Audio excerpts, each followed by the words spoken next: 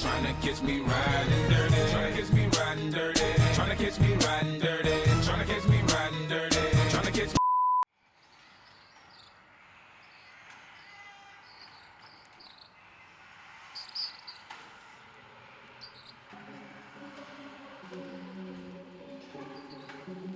All things hip.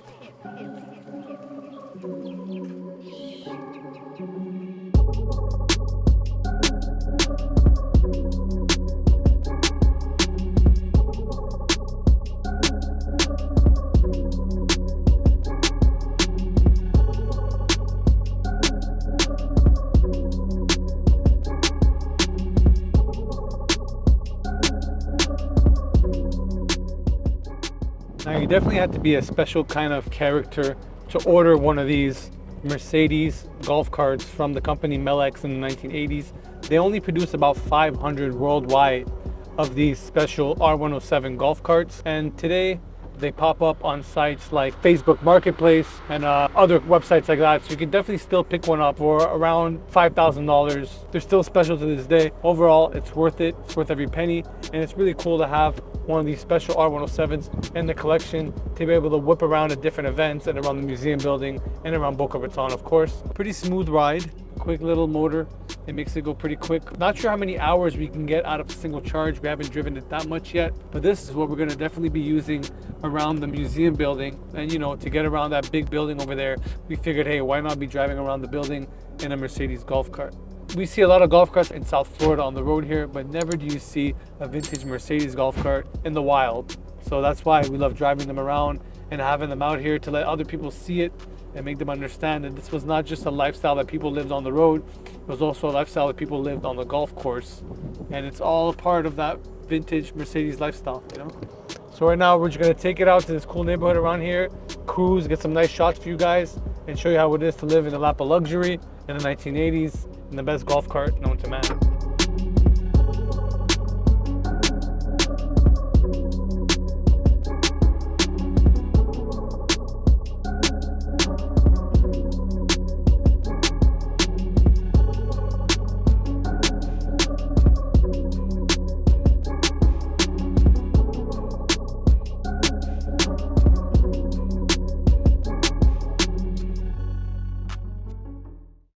On the channel, we often refer to the 1980s as the age of excess. Now, this is when people were spending crazy money on all their toys, cars, boats, even airplanes, but especially accessories.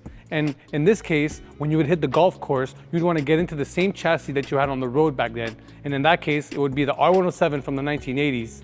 And this is what we have right here. This is a Malex golf cart that would be used on the golf course for the big ballers back in the day that want to spend top dollar, not only their cars, but all their little toys, just like this right here, something you can get into on the golf course. This is a Malex from the 1980s, and all of the styling was done to mimic the R107 body style from the SL.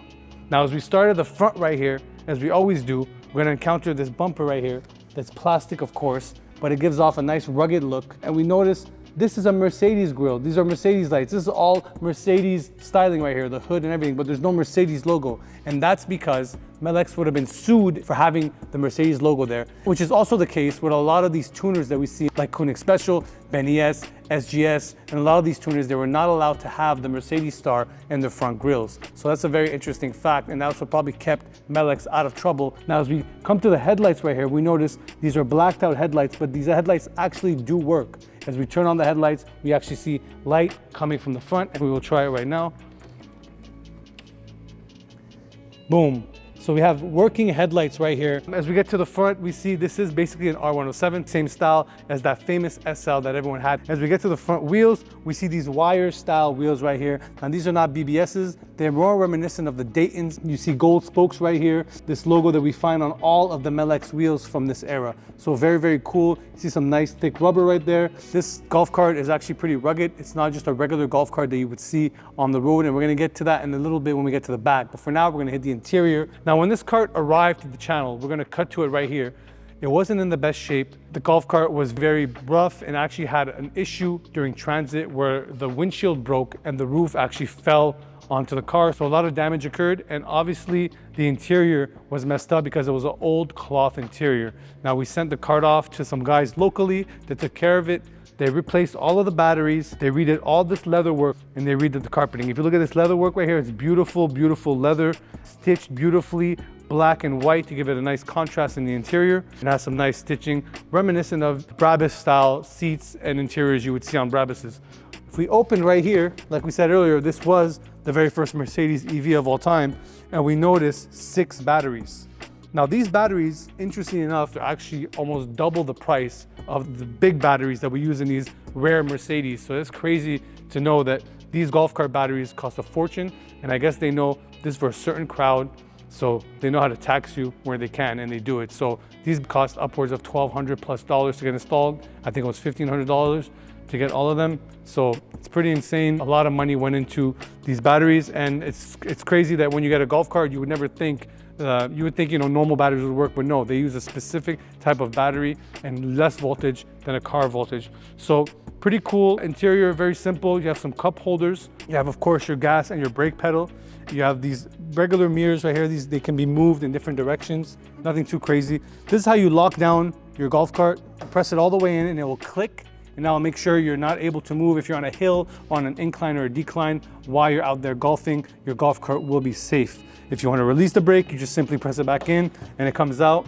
In the middle here, we have this lever, and this is the lever that you use to go either forward or backwards. If we put it in reverse, we hear a beeping sound, and that will let you know that you're in reverse, to let everyone know behind you, watch out, you're in a rare Mercedes golf cart, and to get out the way, of course. Other features here include this gauge that will tell you the battery charge. It is a cool gauge to have to tell you where your battery's at and how you're doing. We're gonna go to the back of the golf cart now and see what's going on over here. We have a trunk lid, and this also looks identical to the R107. Of course, it is the R107 body style. We have the same trunk lid, same tail lights. These tail lights also work.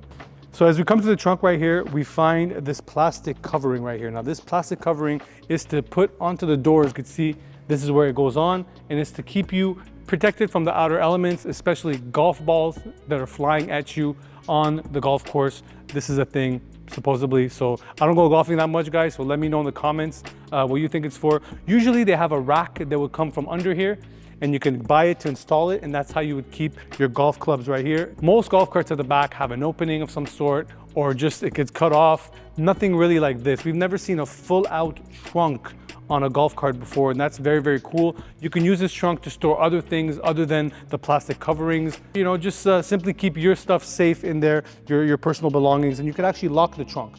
There's a key to lock the trunk. Super, super cool. Now, as we get to the bottom here, this is even more cool than anything else we've ever seen. When the cart was getting delivered to us, we noticed this axle. An axle on a golf cart, I've never seen it before. This is an axle like you would see on a car. I've never seen it. Let me know, guys, in the comments if this is common.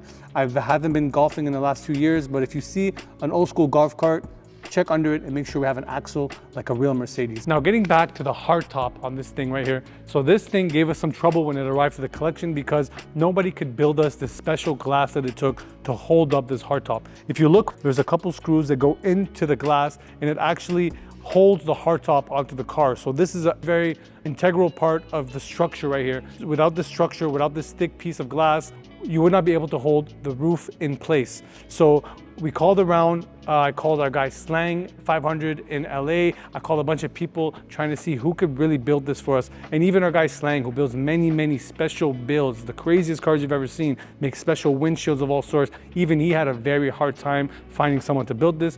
Finally, we found some specialists out in South Florida that actually work on yachts, and they build very, very high-end yacht windows, and they said, yes, we could figure it out for you. And they came up with this concept right here, which is a very, very thick glass with a nice border right here that keeps it nice and safe, and all these screws go into it, no problem. When we go on the golf course, we will be safe with the top, and we do need a top in Florida because it's very, very sunny out here in Florida.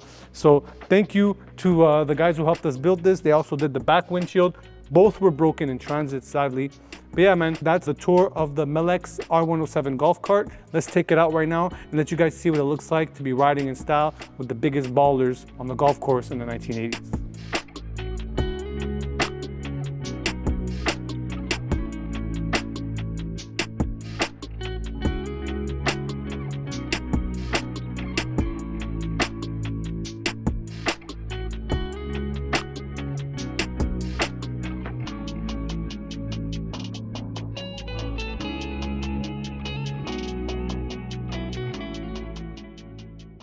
Now we've been driving this golf cart now for about 35-40 minutes. Still not losing any power, still getting good speed on here. This golf cart goes about, I would say about 15 miles an hour. It's a nice ride, can't complain. Beautiful day in the Kingdom of Boca Raton.